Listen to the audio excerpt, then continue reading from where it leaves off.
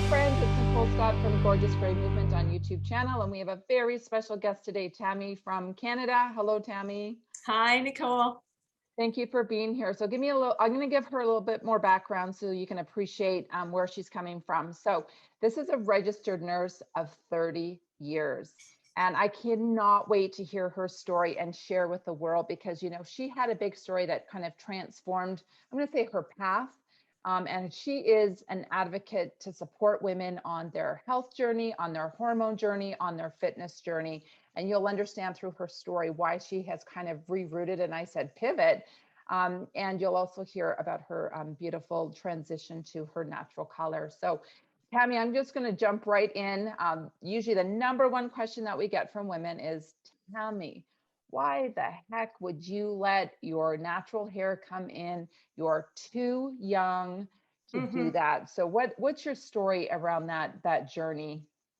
So it's interesting. I would say probably a year before I finally ditched the dye, I started thinking more and more about why I was coloring my hair. Number one, my scalp was always irritated.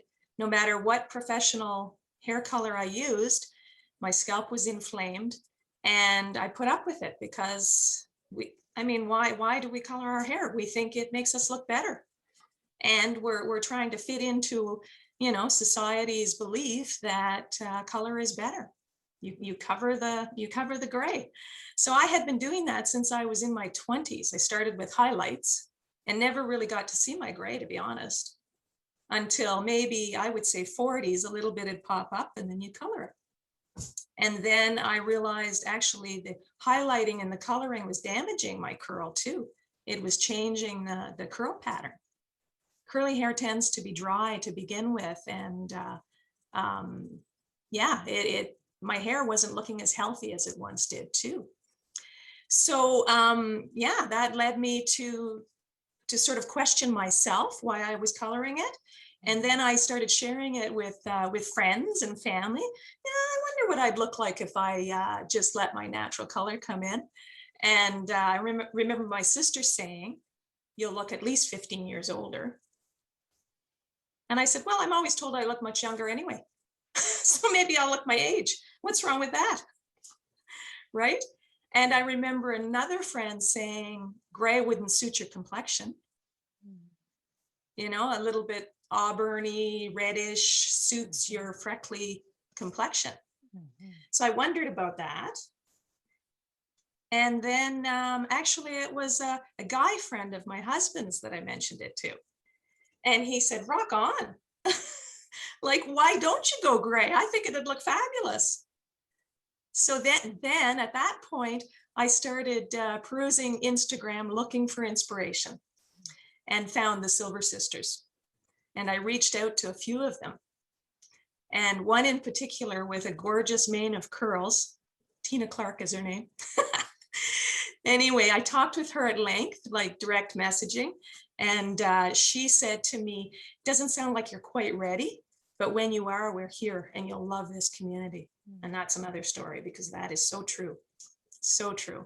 And then, of course, lockdown started and it was the perfect time. It was February of 2020. And I just let it evolve.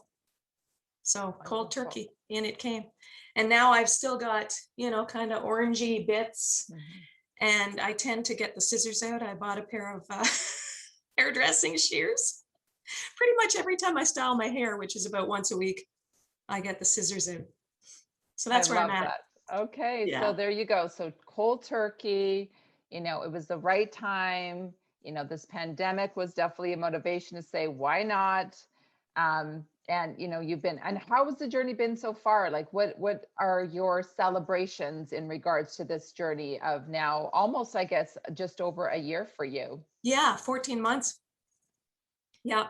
So, I mean, I haven't really seen that many people because in Canada, we've had lockdown after lockdown, right? So it's either video or my pictures on Instagram. They see a lot of that. And I've had a lot of positive feedback, you know, and another sort of obstacle for me when I started thinking I was going to ditch the color, our daughter was getting married 18 months later. And I thought, what's it going to look like then? How am I going to be in pictures, right? But then I thought, you know what? It doesn't have to be a permanent decision. If I don't like it at that point, I can always go back. But now we've pushed the wedding out. So it's going to be another year from now. So I will be fully gray. And I'm good with it. Amazing. I Yeah. love that. And, I hear that often with women where they're like, I'm just going to wait until that, wedding or that celebration, and then I'm going to go. And that happens a lot. That actually was my mom's story when my baby brother was to be married. My mom was in her 50s, early 50s, and she was like, I kept on pushing it out and pushing it out. She had made the decision, but she was going to wait for that wedding. And then the wedding Right. came, and then that was Right. it. So we do hear those stories. It's funny how we're just like, one more big event for my Yeah, natural. exactly. Exactly. Right. Yeah. That's awesome. Well, I Yeah. know that you also have a really big story about working with women when it comes to fitness, health, um, hormones. And I know that I've been following you and watching some of your education and being like an advocate. I know today we can't deep dive as much as I want to, hence why I think that we're going to do another interview, because you have so much knowledge, especially with your background as a nurse. But can you just touch a little bit on the pivot that you made from 30 years in nursing, and how, how it's changed you, this pivot, and how and why you're doing what you're doing right now on Instagram to be an advocate for women in midlife? Because I just love your story. Okay, sure. So back 3 years ago, I was in a pretty high functioning position. I was a research coordinator, so coordinating as a registered nurse, coordinating big clinical trials in a hospital setting. Had a lot of responsibility, and I thrived on it. And I can't say that that was any different than any of my jobs before that in the terms of pressure. It was just different pressure. So it was high volume, and I didn't get a lot of downtime, but like I loved every minute of it. But started experiencing some very odd symptoms, and anxiety was a biggie. I didn't even know it was anxiety. I was having heavy chest pressure. So I wasn't certain whether it was anxiety or my heart. Anyway, over time it escalated into heart palpitations, panic attacks. I actually had a panic attack at work. So I knew what a panic attack was, but nothing like that had ever happened to me. I never had anxiety in my lifetime. But I remember just looking at my to-do list and being so overwhelmed with what I had in front of me. Started to cry, tremble actually, hands went numb, and I knew what was happening and I had to flee. And so that's when I started seeking help from the doctor. I had some blood work done. She mentioned that I was still ovulating, so she didn't want to treat me with hormones. And we opted together for antidepressant. I wasn't convinced it would help me, but she said, the anxiety is so high. We've ruled out heart-related conditions. So I'm left with, what else we do? We take you out of the job. You need some respite, if you will, to recover. But that never happened. More and more symptoms developed.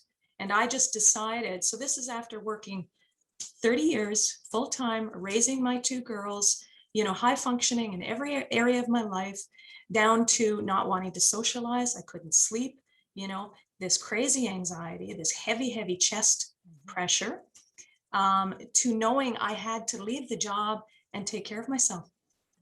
So that turned into, I learned how to meditate. I learned how to do yoga. I was already active, but I became more and more active, focused on my sleep, but I needed sleep medication on top of that. And nutrition, started eating a little bit better as well. So doing all of the things I knew I should be doing, removed the job, and yet I was still developing more and more symptoms. So that's when I took it into my own hands and started researching and came across all kinds of experts. And in my videos, I talk about that. And went back and saw the GP and asked for hormones. My GP that knew me pretty much for my lifetime, since before I had my daughters. She wasn't comfortable with treating me with even with some of the knowledge I shared with her. she said, our indications in Canada are different. And I'm not really comfortable with this. And then I said, well, please refer me to someone. So then saw the gynecologist, still had to kind of push my case there as well. But she finally put me on hormones.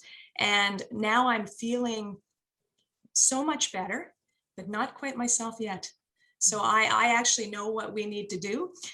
I need my estrogen increased. I know that just based on symptoms. And she's not comfortable with that based on Canadian indications for HRT. So she's referring me to one of the top specialists here. So we'll see where that goes. And maybe in my next video, I'll share it. That's amazing. Well, thank you. And I think that's just a nice little tease for people to, women that are watching this, to follow you. So where can they follow you on Instagram? What's your full handle so they can find So my you? handle is Tammy Eliz, short form for Elizabeth, my middle name, and K.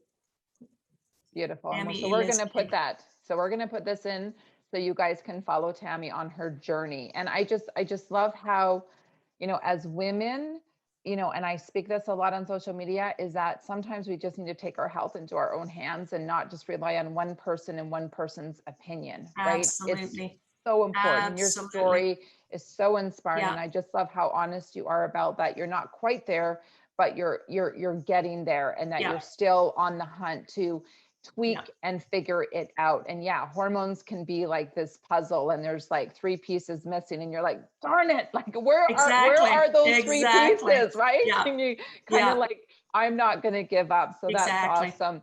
So as we get back to kind of talking about gray and wrapping up this interview, what advice or tips or tricks could you give women who are kind of sitting on the fence and going, I don't know, I'm scared, it might make me look old, I'm worried? Like what would you just say to kind of calm them down a little bit and jump in? Maybe don't take it so seriously, right? It's just hair. It's not a permanent decision. If you decide to let go the hair dye, it'll always be there. You can go back to it later if you like. And don't be influenced by societal pressures, by the beauty industry, because there's beauty in all ages. And who says gray is old? I mean, take a look at any of the Instagram Silver Sisters, right? There's tons of inspiration. So many beautiful, strong, empowered women. And we're changing things. I really believe that. I love that. What a strong message. And as you were saying about not taking it so seriously, all of us women that could relate going back to high school and thinking about what we did to our hair back then. So Right? I was born in 1970. I actually took beauty classes in high school. So in the early I guess Wow. it was beauty. It's called beauty culture, actually. And in beauty culture, we were taught to play with hair. And do you know how many people's hair I destroyed, including my own, and even including my mother's? My poor mother who came in. My sister would attest to that. I wanted to be a hairdresser. Yeah. I cut her hair to look feathered. No. Yeah. No. It looked like a mullet. Right? Yeah. Yeah. So like you said, I just love this conversation of not taking it so seriously, because how many times did we destroy our own hair? Absolutely. From the crazy color we put in, to the perm, the home perm that all of a sudden, when you look at my grade 11 picture, I literally look like like there's so much hair. And you look back and I just like laugh at it now, because obviously it was a short period of time and I got over it. And the same thing with our hair. It is just hair. Absolutely. It grows. Absolutely. And it's so much more than just hair, right? We're a package. Yeah, exactly. How we present ourselves, how we style ourselves, how we wear our makeup. Yeah. Absolutely. Well, I could talk to you for hours, Tammy. We have so much in common and so much to share. And I think another interview for sure as we dig into hormones. But for now, I just want to say thank you so much for sharing that inspiration in your story about just owning your beauty and being confident in who you are, and the journey to inspiring other women to really embrace midlife and to make sure that they kind of own their own health and their numbers. So thank you for that. Thank you, women, for tuning into my Gorgeous Gray Movement channel. And if you're excited about these stories, make sure that you're either sharing them with your friends if they need a little inspiration, and to subscribe to my YouTube channel. Thank you so much again, Tammy. Have a Perfect. beautiful Thanks day. so much. You too.